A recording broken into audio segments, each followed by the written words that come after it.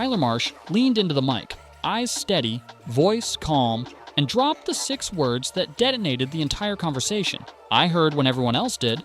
In a single breath, Chicago's head coach admitted he learned of the allegedly racist courtside comments toward Angel Reese only after the game, while scrolling social media like the rest of us. Those words pierced the narrative, because if the man directing substitutions didn't hear a thing in real time, who did? But rewind 48 hours and you'll find a rumor moving faster than any fast break. Minutes after Indiana demolished Chicago 93-58, 2 now deleted posts on X claimed a fan used a slur against Reese. No official complaint, no courtside video, just a screenshot and a storm of quote tweets. Yet by sunrise the next morning, the league's "No Space for Hate" logo was trending, and WNBA headquarters had ordered a full investigation, despite 0 first-hand testimony. That wasn't the whole story. On the tape, the game itself felt anything but hateful. It felt historic and lopsided. Indiana's rookie phenom Caitlin Clark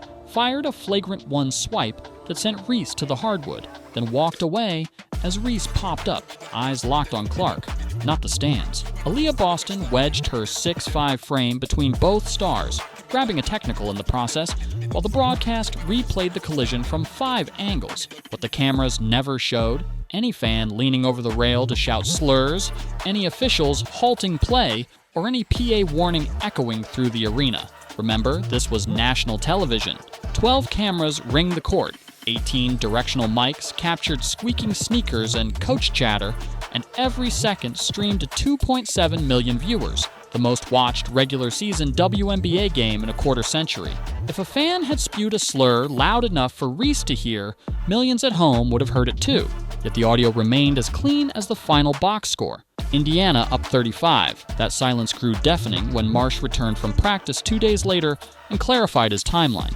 Asked when he became aware of the alleged comments, he shrugged. When everyone else did. He added that the Sky would cooperate fully, but hadn't flagged anything during play. Translation? No one on Chicago's bench noticed a thing because nothing happened. So why did the league charge into an investigation built on tweets? 2 words: optics and algorithms. The WNBA had just unveiled its season-long No Space for Hate platform, a branded push splashed on warm-up shirts, stanchion pads, and TikTok reels. A trending controversy about racism fit the campaign like a glove, juicing engagement and painting the league as proactive. Drama sells, ask any network.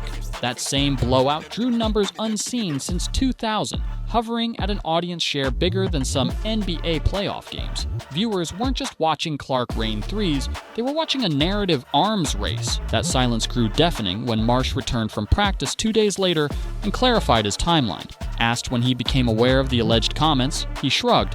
When everyone else did. He added that the Sky would cooperate fully, but hadn't flagged anything during play. Translation? No one on Chicago's bench noticed a thing because nothing happened. So why did the league charge into an investigation built on tweets? 2 words: optics and algorithms. The WNBA had just unveiled its season-long No Space for Hate platform, a branded push splashed on warm-up shirts, stanchion pads, and TikTok reels. A trending controversy about racism fit the campaign like a glove, juicing engagement and painting the league as proactive. Drama sells, ask any network.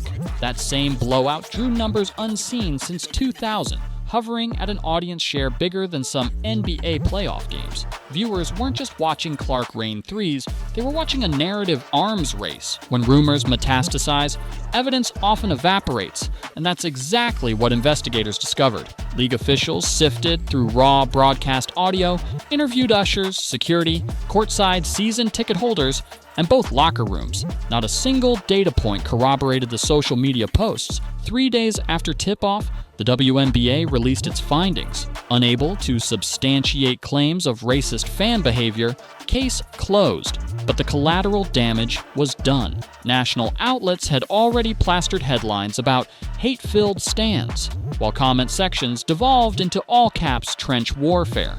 Reese's supporters hurled accusations at Indiana fans. Clark's tribe cited stats and scoreboard supremacy. The real story? A young fever squad gelling into a dark horse playoff threat vanished beneath hot take rubble. Step back and the pattern becomes obvious. Every time Angel Reese gets outplayed by Caitlin Clark, controversy blooms. Last year's NCAA title game, Reese taunts Clark with a ring finger gesture heard round the world. Post-game traffic skyrockets. This year's May rematch, out comes a new allegation. Viewership spikes again.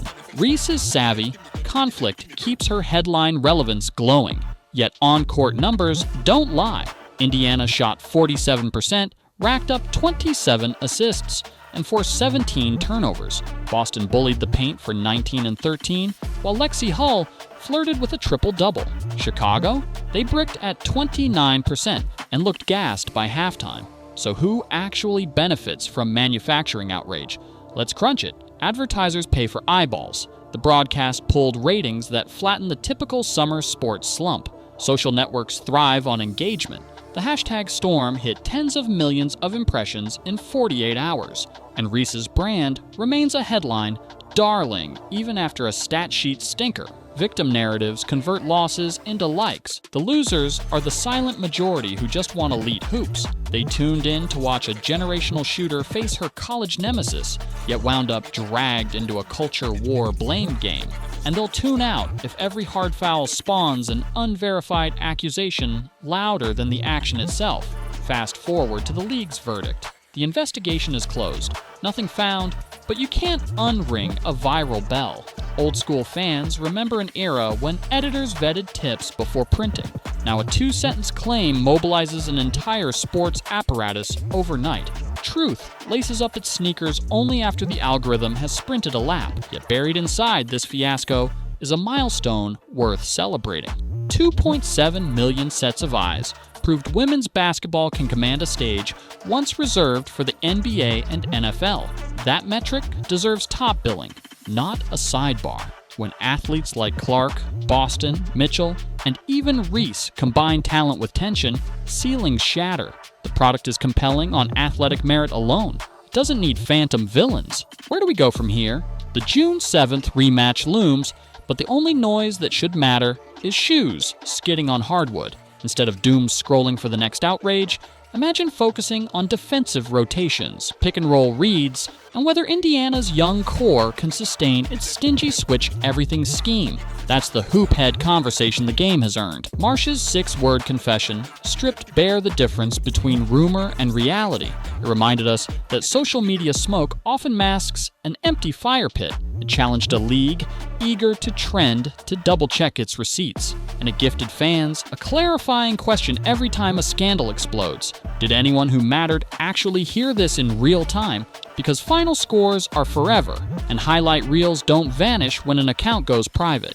When the dust settles, the stat sheet still shows Indiana 93, Chicago 58, and a flagrant one that looked rough but not reckless. Shows a rookie who recorded the first triple-double by a Fever guard since 2016, and a sophomore star learning that social strategy can't paper over cold shooting nights. Now, let's widen the lens for an extra moment. Sports have always wrestled with the tension between competition and conversation, between what happens on the floor and the stories spun afterward. In the modern era, every athlete is also a brand. Every coach's presser a potential meme.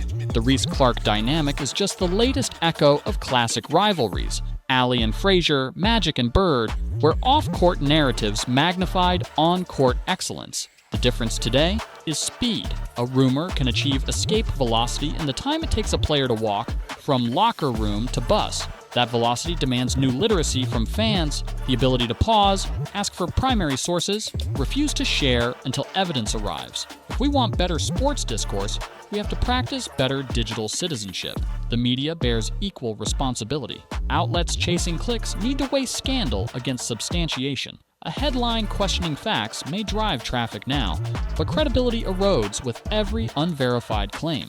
Reporters once prized being right over being first, that principle still matters. When microphones crowd a post-game scrum, the first question shouldn't be, how did the slur affect you?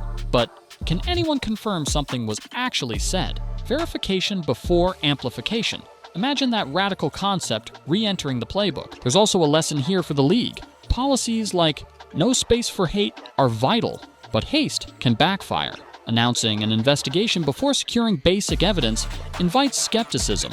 A measured statement, "We are seeking footage and witness testimony," would have signaled resolve without presuming guilt. Transparency builds trust, performative urgency doesn't. Finally, the players themselves shape this ecosystem. Clark's steady posture offers a model. Acknowledge the gravity, stick to what you know, let the facts emerge. Reese's approach, using controversy as rocket fuel, works in the short term, but each unsubstantiated claim risks diminishing genuine issues when they do occur. Cry wolf too often, and real victims struggle to be believed. A platform that large carries power, wielding it responsibly protects the cause it claims to champion. If you've got the fever, let the comment section know. Then smash that like button, subscribe for more no-nonsense breakdowns, and tap the bell so YouTube actually tells you when the next chapter drops, because the rematch is almost here, and the only drama we need is the kind decided by jumpers, rebounds, and fourth quarter composure. Stick around, because the next tip-off could rewrite the entire playoff picture, and what happens next may just shake the WNBA again, 6 words at a time.